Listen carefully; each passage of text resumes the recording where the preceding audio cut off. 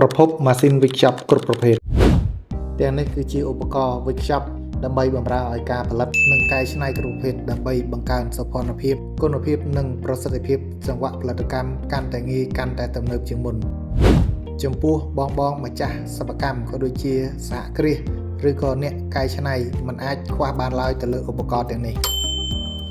ហើយពួកយើងក៏តែងតែសិក្សានិងស្វែងរកដើម្បីជួយសម្រួលដល់បងប្អូនទាំងអស់គ្នាអ្វីដែលបងប្អូនត្រូវការអ្វីដែលបងប្អូនបារម្ភជាងគេបងប្អូនអាចទំនាក់ទំនងជាមួយក្រុមការងាររបស់យើងលឿនច្បាស់រហ័សចំគោលដៅចំណេញពេលវេលា